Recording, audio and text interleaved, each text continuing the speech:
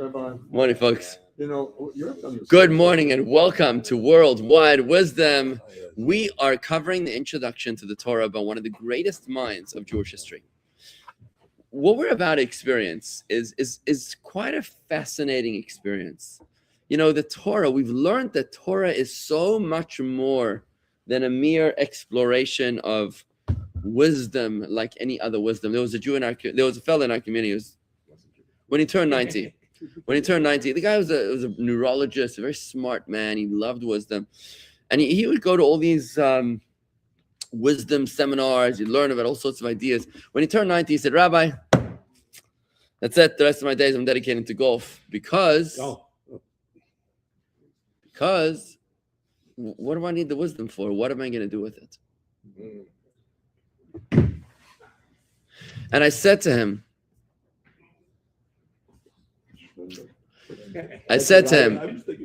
that the purpose of Torah, that this point might be valid for other schools of thought, but the purpose of Torah is not functional but foundational. It doesn't help us just live in the world. It holds the world together. This is part of my book.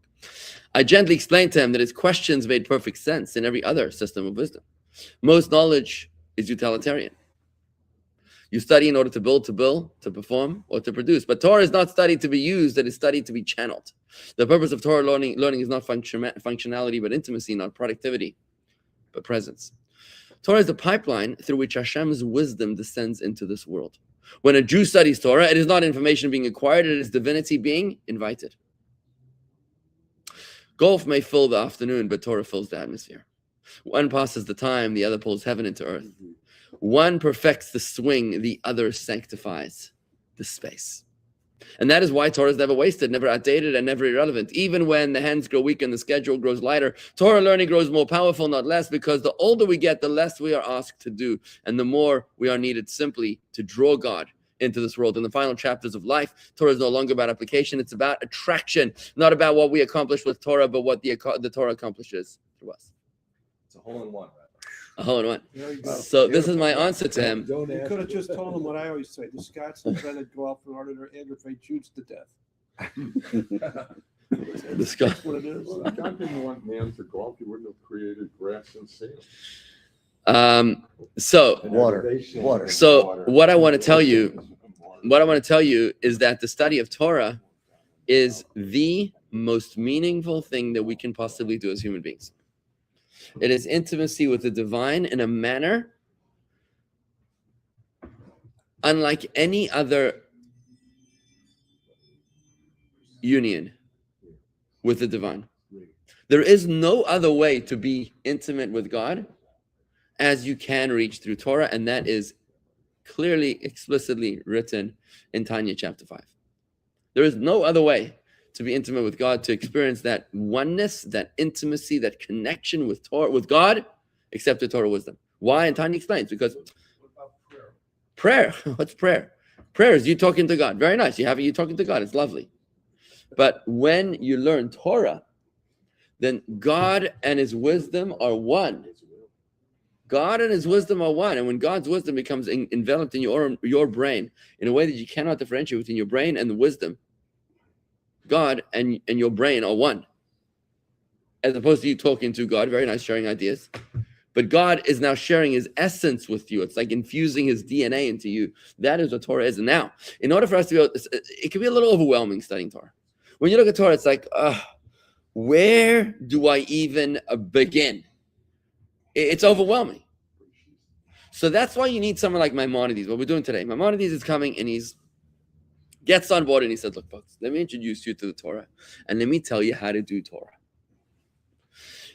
What we learned yesterday, and you can find it on youtube.com/Jewish Gardens, is that we learned about the trajectory of oral Torah tradition from mouth to mouth over the 40 generations from Moses to Rav Ashi. Moses is the guy who got the Torah from God. Rav Ashi, 40 generations later, is the one who wrote down the Talmud. The Talmud is the oral Torah. Remember, those two main characters in the evolution of the oral Torah. There was Rabbi HaKadosh, who in the days of the Romans made the decision to write down the oral Torah in the first place. It's called the Mishneh. The Mishneh, the black and the gray. Then came Rav Ashi, who made the executive decision to write down the Talmud, which is the rabbinic discussion relating, expanding, expounding, understanding, deepening, sharpening the understanding of the terse language of the Mishnah. This is the Talmud. And I want to challenge you guys. Take on a tractate of Talmud. Take on a tractate, make it yours in 1 year. Toby does it. You could do this. Take on a tractate, make a chavrusa with someone else in the congregation. Minchas here at 5 o'clock. So at 4:30 every day, whenever you can, make a chavrusa, 2 people. And so we get together, we study Talmud right here, 4:30 to 5 every day, and see what happens. You work your way through it. It's not so hard. It's doable. So Rav Ashi was the one who made that executive decision in the 5th century to write down the oral Torah. Now was what we learned yesterday, is the evolution of the oral Torah given to Moses on Mount Sinai. God spoke it to Moses. Moses spoke it to Joshua. Joshua spoke it to, I think it was Eli. It's in here. It's in the here. Joshua spoke it to Pinchas. Pinchas spoke it to Eli. Eli said it to Samuel. Samuel said it to David. David said it to Achia. Achia said it to Elijah. Elijah said it to Elisha, and so on and so forth. Here on page 127 in the Chayenu. Now, what happens then is, the question is, what happens after Rav Ashi wrote down the Talmud? That was in the 5th century CE. Maimonides was 700 years later in the 12th century CE. And that's where we start today's Rambam. All the sages, I'm going to read through this, okay? All the sages who were mentioned were the leaders of the generations. Amongst them were the heads of the academies, heads of the exile, and members of the great Sanhedrin. What does it mean, heads of the exile? Roshi Galuta, we mentioned them on Shabbos, just after Torah reading, before Musaf. Roshi Galuta is the name of the political leadership of the Jews in Babylon, in Persia. They were called Reish Galuta. So these are the Rebbes of each generation. Each generation has a Moses. Each generation has a Rebbe. The Rebbe is the critical link of the generation between God and the Jewish people. That's why when the Jewish people on Mount Sinai, what made them offer sin with the golden calf? If you read the verse, it's very explicit. They thought that Moses died. And because they thought that Moses died, they were like, how are we going to connect to God? We need a Rebbe, we need a Moses to connect to God. So therefore, they knew that they were going to have a temple. They knew they were going to have a cherubs, a golden ark. So they said, well, we'll make a golden thing. We'll make something out of gold. So they made a golden calf. Now, it was the right thing at the wrong time, because, you know, if your wife tells you to do something and you do it, that's great. But timing is everything. So if you open the car door for her, that's great. That's chivalry. But you open the car door and you knock her down, that's not chivalry. That's bad, right? So you do the right thing at the wrong time. Yeah. So together with them, in each generation, there were thousands and myriads that heard their teachings. Ravina and Rav Ashi were the final generation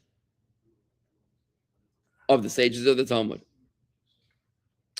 Now, Rav Ashi composed the Babylonian Talmud in Shinar, that's Babylon, approximately 100 years after Rabbi Yochanan. Oh, it's another one. After Rabbi Yochanan composed the Jerusalem Talmud. Now, the Jerusalem Talmud is the green version of this. It's in the library in the other room. There's the Jerusalem Talmud, which is much straightforward, more straightforward. It's clear. The Babylonian Talmud is great debates, which is part of the divine design of the spiritual origin of the various souls of the sages. Not for right now, because we're still doing a helicopter overview right now, folks. We're doing a helicopter overview of the whole Torah. The intent of both the Talmuds is to elucidate the words of the Mishnah. Remember, what's the Mishnah? The Mishnah is the oral Torah.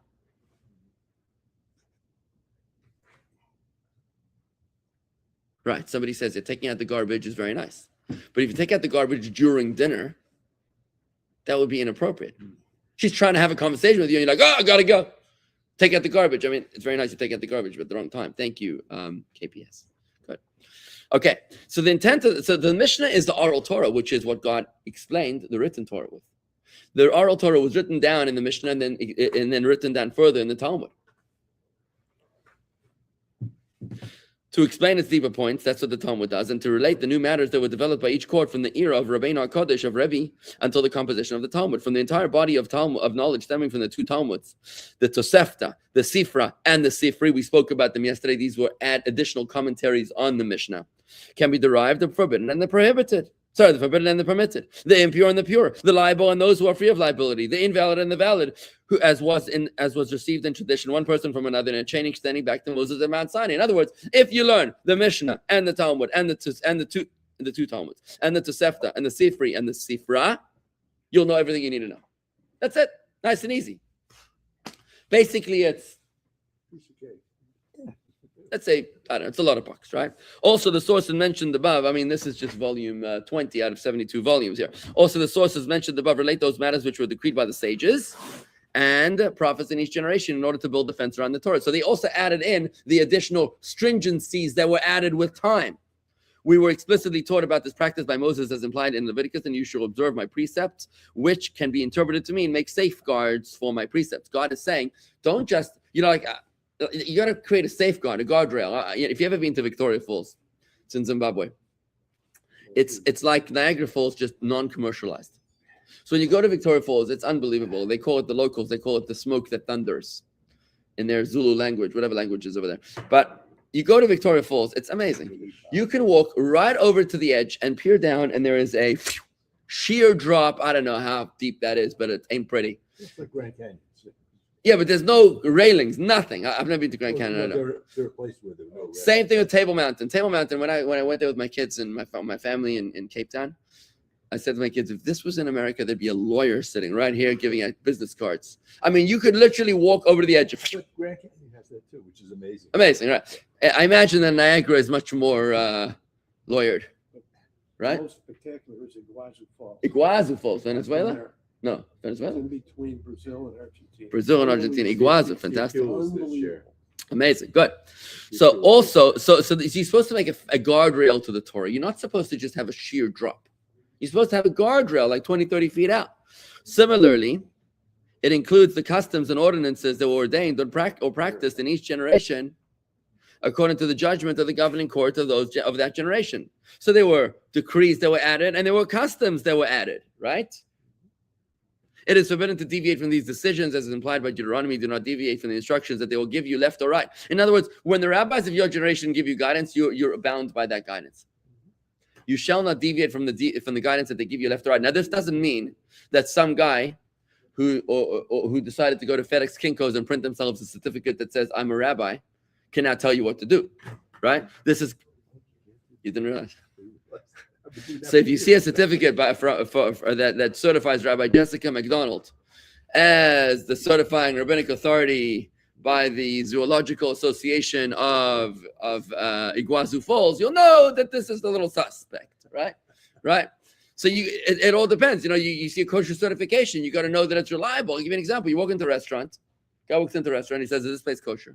So the restaurant points to the wall, he's like, well, it's kosher. Look at the picture on the wall. That's my grandfather. White beard, yarmulke, tzitzis.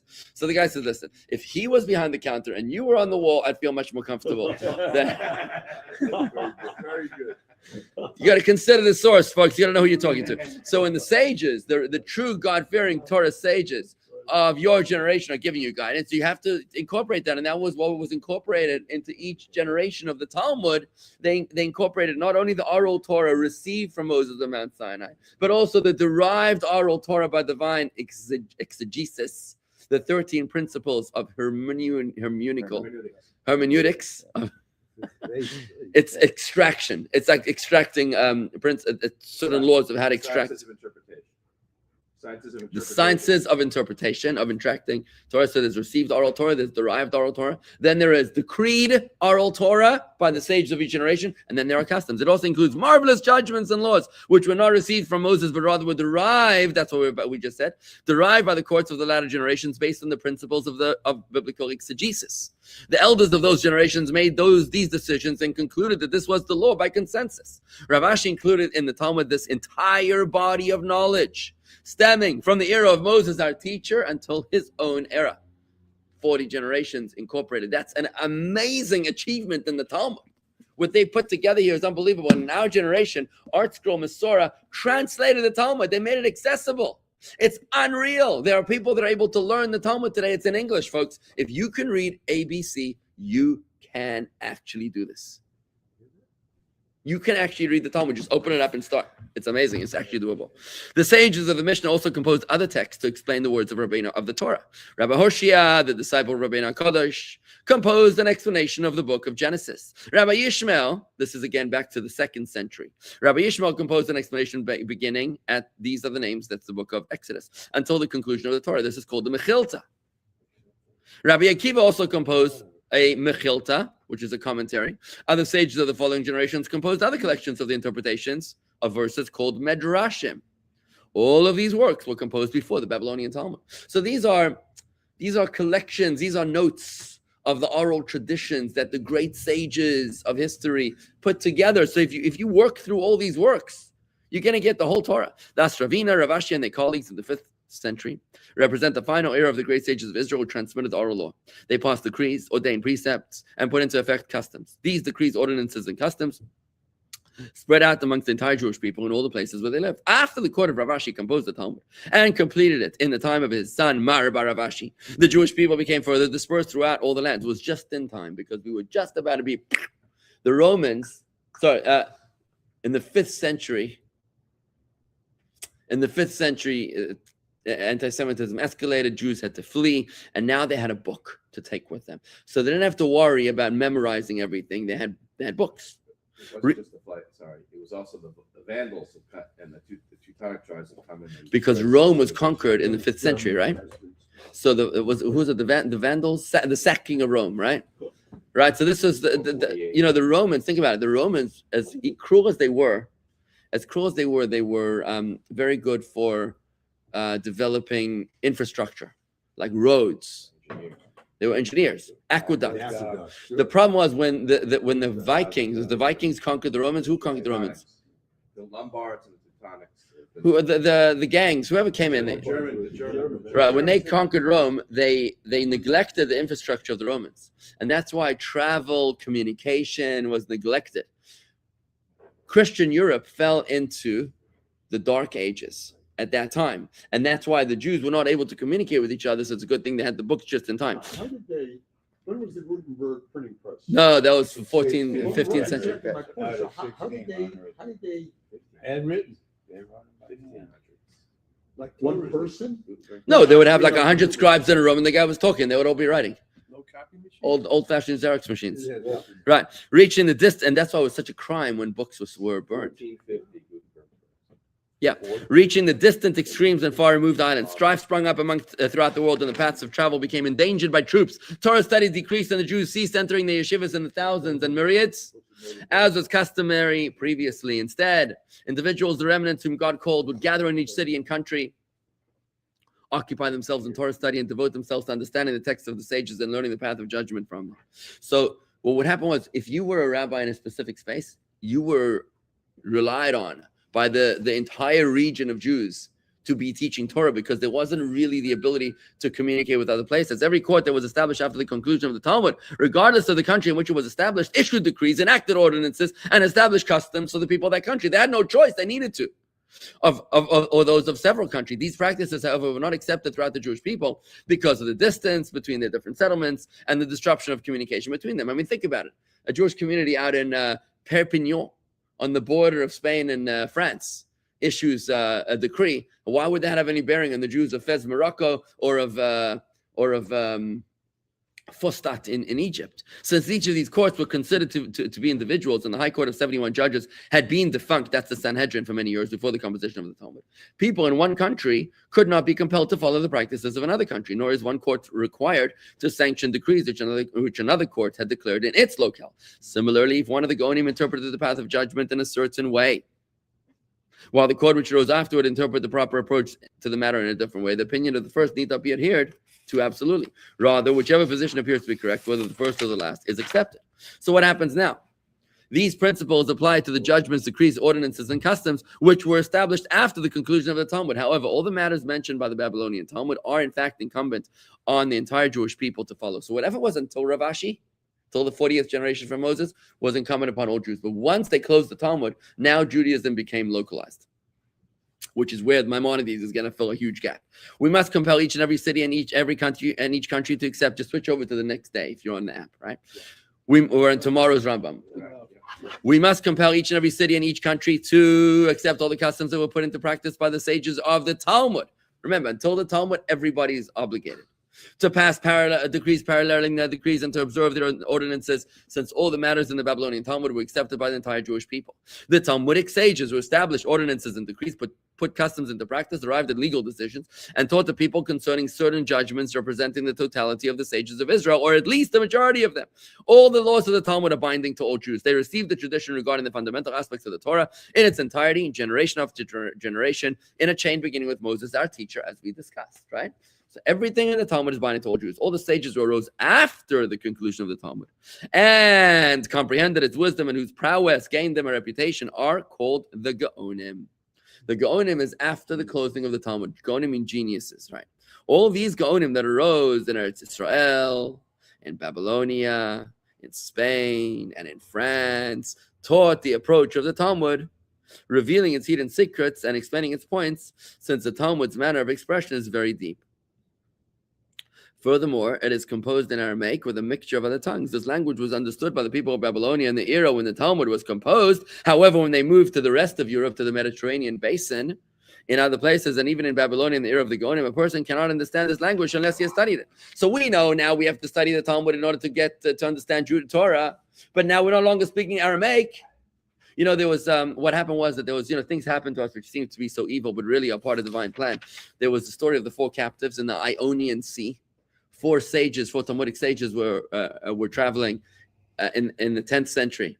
They were traveling from Italy, Bari, Italy, to somewhere in Tunisia, in Africa. And in the Ionian Sea, they were captured by pirates. And the pirates sold them as slaves to 4 different communities, to Cordoba, Spain, to Fostat in Egypt, to Tunisia, and there was a 4th place, which I forget right now. And these guys became the luminaries of Torah life. Remember, Babylon was the center of Jewish life from the 3rd century to the 10th century. But now, when they were taken captive by pirates, the 4 captives became luminaries of their own communities in Spain, in Tunisia, Egypt, and maybe Morocco. It was Fez. I think it was Fez, Morocco, and that's how they became. The Torah was now spread, but it wasn't in Aramaic anymore. So what are you going to do? We got a problem evolving. The inhabitants of each city would ask many questions of each Gaon, of each genius who lived in their age, to explain the difficult matters that existed in the Talmud. Now, that wasn't one of the 4 captives. They would reply to them according to their wisdom. The people would ask the questions, would collect the replies, and make texts from them so they could consider them in depth. So in other words, when you would ask one of your local sages in the post-Talmudic era, you would try to write a responsa, an account of the response of the question answered. Also, the Gaonim of each generation composed texts to explain the Talmud. Some of them explained only certain sections of Jewish law, halachos. Others explained selected chapters that had created difficulty in their age. Still others explained entire tractates or orders. You may have heard of Gaonim like Rabbi Saadia Gaon, Rabbi Hai Gaon. These were different geniuses who wrote very fundamental works. Also, the Gaonim composed texts according to the decisions of Torah law regarding what is permitted and what is forbidden, when one is liable and when one is free of liability. So they try to clarify the law with regard to subjects that were necessary at the time so that they would be accessible to the grasp of a person who could not comprehend the depths of the Talmud. What the Gaonim, the geniuses, were doing from the 5th century onwards is that they were trying to make the Torah reachable. They were trying to make it understandable. Remember, the Torah is coming from God up in heaven. Moses brings it down to earth. 40 generations pass it over orally. Rabbi HaKadosh puts it down to writing. Rabbi Ashi puts it down in the Talmud, the commentary in writing. But now the Gaonim, they're like, look, we don't speak this language anymore. We're going to try to simplify it. This is the work of God, which is performed by all the Gaonim of Israel from the completion of the Talmud until the present date. 1108 years after the destruction of the temple. The temple was destroyed in 69 CE. 4,937 years after the creation of the world. So Maimonides lived. Let's do. The year was 1177. Thank you for doing the math for us. 1177, and we're in 2026, right? So about 900 years ago. At this time, we have been beset by additional difficulties. Why? Because everyone feels financial pressure. The wisdom of our sages has become lost, and the comprehension of our men of understanding has become hidden. In other words, even our rabbis today are a little dimmer. Now, don't forget, in the days of Maimonides, there was a new curse brought upon the world, which the sages of the Talmud never even heard of before.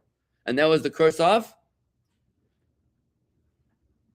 radical Islam, which only was invented in the year 587 CE, in the 6th century, right? These Almohads, they believed, Almohads, by the way, is a Hebrew word. Elokim Echad. Elokim Echad, one God. They preached a radical approach to one God. Elokim Echad, Almohad. If you don't believe in God, you're going to chop your head off. Our version of God. Right? So as long as Jews would submit to them and acquire dhimmi status, secondary status, they would be allowed to live. Humiliated, but allowed to live. If you didn't accept them, they'd kill you. So Maimonides was born in Cordoba, Spain, ran away from the Almohads to Fez, Morocco, eventually landed up in Cairo, Egypt, where he dies until he's ultimately buried in Tiberias in Israel. But he's living his life like with so much chaos. And the comprehension of our men of understanding has become hidden. Therefore, these explanation laws and replies, which the Gaonim composed and considered to be fully explained material, have become difficult to grasp in our age. For them, they thought that this was clarified. But for us, we've become spiritually diminished. We don't really understand what they were talking about. And only a select few comprehend these manners in the proper way. Needless to say, there is confusion with regards to the Talmud itself, both the Jerusalem and the Babylonian Talmud, the Sifri and Tosefta, for they require a breadth of knowledge, a spirit of understanding, a spirit of wisdom, and much time for appreciating the proper path regarding what is permitted and is forbidden and the other laws of the Torah. Think of it this way. Today, how many meetings do you have in one day? You could have 10, 20 meetings. If you're a busy doctor, you can see 90 patients in a day. In those days, you had like one meeting a week. 2.5 days travel, one way, 2.5 days travel other way. And we had a drink. That's how they roll, right? So there was more time. If you took your book with you, you were reading 97% of the week, right? You're walking a little bit, you're meditating. You weren't really distracted with the ceaseless flow of text messages and doom scrolling and other stuff that distracts us. Therefore, I girded my loins. I, Moses, the sign of Maimon of Spain. Maimonides. I relied upon the rock, blessed be he. I contemplated all these texts, and I sought to compose a work which would include all the conclusions derived from these texts regarding the forbidden, the permitted, the impure, and the pure, and the remainder of the Torah's laws in all clear and concise terms, so that the entire oral law could be organized in each person's mouth without questions or objections. Wow. Amazing. Wow. In 1177, almost 2,000 years after Moses, he says, let's take the entire oral law and put it into an encyclopedia format. Instead of arguments, this one claiming such and another, this text will allow for clear and correct statements based on the judgments that result from all the texts and explanations mentioned above from the days of Rabbeinu HaKadosh, which was the author, the editor of the Mishneh, the oral Torah, in the 2nd century until the present, 900 years. This will make it possible for all the laws to be revealed to both of those of lesser stature and those of greater stature regarding every single mitzvah, and also all the practices that were ordained by the sages and the prophets. To summarize, the intent of this text of Maimonides is that a person will not need another text at all with regard to any Jewish law. Rather, this text will be a compilation of the entire oral law, including also the ordinances, the customs, and the decrees that were enacted from the time of Moses, our teacher, until the completion of the Talmud, as were explained by the Gaonim in the text they composed after the Talmud. The 4 parts of the oral Torah you just referenced: the received oral Torah from Moses, the derived oral Torah by the principles of divine exegesis, the decrees ordained by the sages of each generation, and the customs of each locale. All of that is clearly outlined for us in the book of Mishneh Torah. Therefore, I have called this text Mishneh Torah, which means the second to the Torah, with the intent that a person should first study the written law and then study this second text and comprehend the entire oral law from it without having to study any other text between the two. I saw fit to divide this text into separate halachot pertaining to each particular subject, and within the context of a single subject, to divide these halachot into chapters. Each and every chapter is divided into smaller halachas so that they can be ordered in one's memory. So basically, he takes a book of agriculture, then he divides it into the laws of the tithe, the laws of the corner of the field, the laws of different parts of agriculture, right? Marriage, religious laws, right? He divides them so you have a section for tefillin, a section for mezuzah, a section for how to write a Torah scroll, a section for tzitzis, a section for how to say the Shema, a section for prayer, a section for repentance. Everything is clearly organized in ways that it's never been organized before by any prior author, editor of Torah. Regarding the halachas which pertain to specific subjects, some of the laws contain the laws governing only one mitzvah, this being a mitzvah that has many matters of the tradition associated with it and is a subject in its own right. Other laws contain the laws governing many mitzvahs. So some paragraphs will include many mitzvahs, some sections will include just one mitzvah with a lot of surrounding information. Since they deal with the same subject matter, I've divided this text according to topics, not according to the number of mitzvahs, as will become clear to the reader. So Maimonides really wrote this in a way that should be easily palatable for us. He divided it into concepts as opposed to mitzvahs. He's not going in the order of the mitzvahs, he's going in the order of concepts. What would be relevant to the reader? The number of mitzvahs which are incumbent on us at all times is 613. 248 are positive commandments, an action mitzvah, an allusion to the number of limbs in the human body. 365 are prohibitions. An allusion to their number is the number of days in a solar year. Now that we understand the context of what is Maimonides, what he did, what he achieved, we can now go back and understand what we're trying to achieve. When we're studying Torah, we're not here in order to gain wisdom, to occupy our time with some sort of specialized esoteric elective. That's not what we're trying to do. We're trying to bring the divine presence into our minds, hearts, and our environment. That's what we're trying to do. It's an invitation. That's what Torah study is. When we do so,